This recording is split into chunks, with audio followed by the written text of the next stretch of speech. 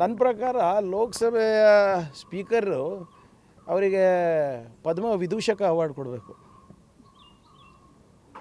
Home minister ಹತ್ರ ಇರಲಾರ್ದಂಥ intelligence ಇವತ್ತು speaker ಹತ್ರ ಇದೆ ಅಂದರೆ ಅದನ್ನು ಮಹಿಳೆಯರು ಏನೋ ಒಂದು ಅಹಿತಕರವಾದಂಥ ಘಟನೆ ಮಾಡ್ಬೋದು. Congress members of parliament and other women members ಅಂತ ಹೇಳ್ತಾ ಇದ್ದಾರೆ. ಇದಕ್ಕೇನಾದರೂ ಸ್ವಲ್ಪನ ಕಾಮನ್ ಸೆನ್ಸಿಂದ ಮಾತಾಡಿದ್ರೆ ನಾವು ಏನಾದರೂ ಉತ್ತರ ಕೊಡ್ಬೋದು. Being speaker of the house, it is his responsibility.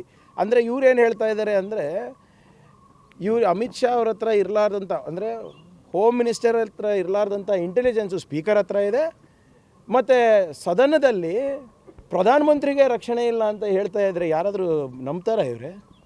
ಇಂಥ ಹಾಸ್ಯಾಸ್ಪದವಾದಂಥ ಮಾತು, ಇಂಥ ಬೇಜವಾಬ್ದಾರಿಯಾದ ಮಾತು ಯಾರು ಹೇಗೆ ಹೇಳಿದ್ದಾರೆ ಅಂತ ನನಗೆ ಗೊತ್ತಿಲ್ಲ. ಇದ್ರ ಭಾಳ ಸ್ಪಷ್ಟವಾಗಿ ಹೋಮ್ ಮಿನಿಸ್ಟರು ಉತ್ತರ ಕೊಡಬೇಕಾಗುತ್ತೆ.